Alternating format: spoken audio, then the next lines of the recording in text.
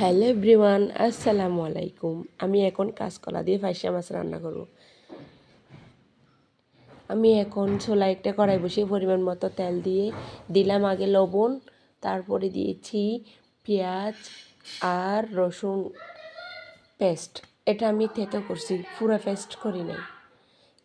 ভাজা ভাজা হয়ে আসছে, আমি দিয়ে দিলাম এখন গুঁড়া মশলাগুলো, হলুদের গুঁড়া, ধনিয়ার গুঁড়া আর জিরের গুঁড়া আর সামান্য লাল মরিচ দিয়ে ভালো করে বেজে নিয়ে একটু পানি অ্যাড করে দিলাম।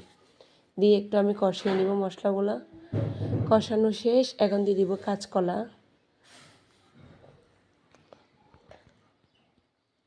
কাঁচকলা দিয়ে আমি ভালো করে একটু কষিয়ে নিব। কষানো হয়ে আসলে আমি মাছগুলো অ্যাড করে দেব।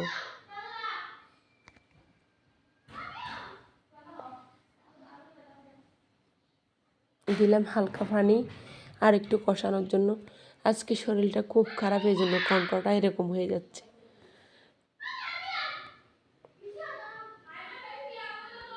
এখন দিয়ে দিব মাছ।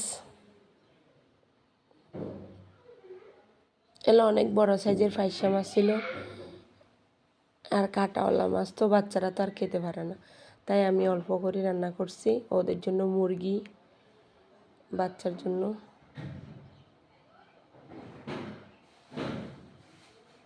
আমি একটু উল্টে পাল্টে দিচ্ছি। আমি কিছুক্ষণ কষিয়ে নিব। কষানো হয়ে আসলে আমি একটু সামান্য করে পানি অ্যাড করব।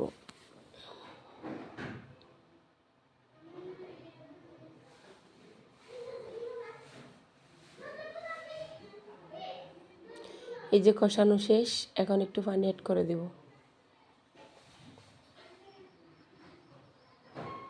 কালারটা অনেক সুন্দর আসছে, মাশাআল্লাহ। এবার আমি 5 মিনিটের মতো রান্না করে নেব ঢাকনা দিয়ে। 5 মিনিট অপেক্ষা করছিলাম, এখন আসি দেখি আমার রান্না একদম ডান, রান্না হয়ে গেছে।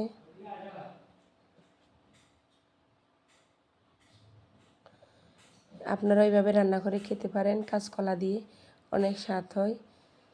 আল্লাহ হাফেজ, আসসালামু আলাইকুম।